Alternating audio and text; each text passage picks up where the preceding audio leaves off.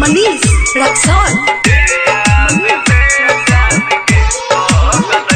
Recording by जय Ganga studio Sursand. तुझे भी ससुरावा तजियहू न पैबो, तोरे याद में जान हम पगलैबो। तुझे भी ससुरावा तजियहू न पैबो, तोरे याद में जान हम पगलैबो। तोरा बिना जिंदगी न जीबो अकेला, गे जन तोरे हाथ से जहर खाई के मरबो। तुझे बही ससुरावा तजियहू न पैबो, तोरे याद में जान हम पगलैबो। तुझे भी ससुरावा तजियहू न पैबो, तोरे याद में जान हम पगलैबो। तुझे बही ससुरावा तजियहू न पैबो, तोरे याद में जान गे पगलैबो।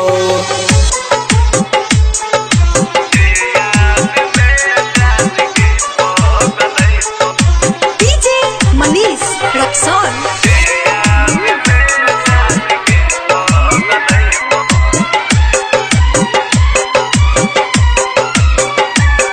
बिसर गेल जान गे अपन कहानी, कोना के भूलियो गे तोहर नादानी।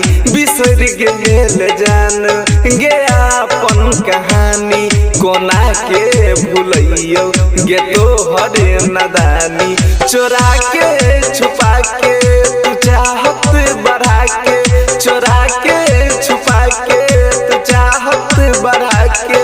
तू खइले छले क्रिया छोड़ के न जेबो। तुझे भी ससुरावा तजियहू न पैबो, तोरे याद में जानू हम पगलैबो।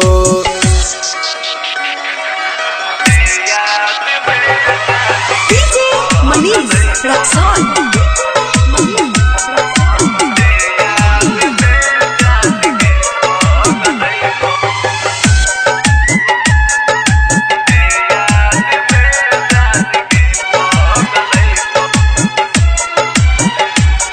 समझ में न आवे तू दिल के न तुरले, दीवाना के छाती पछुरी तू मुरले। समझ में न आवे तू दिल के न तुरले, दीवाना के छाती पछुरी तू मुरले। कोना भी सरैबो गे जियहू न पैबो, कोना भी सरैबो गे जियहू न पैबो। गायक राजन सोहनी कहो दुनिया से जइबो। गे गे गे गे तुझे भी ससुरावा तजियहू न पैबो, तोरे याद में जानू हम पगलैबो। तुझे भी ससुरावा तजियहू न पैबो, तोरे याद में जानू हम पगलैबो। तुझे भी ससुरावा तजियहू न पैबो, तोरे याद में जानू हम पगलैबो। तोरे याद में जानू हम पगलैबो, तोरे याद में जानू हम पगलैबो, तोरे याद में जानू हम पगलैबो।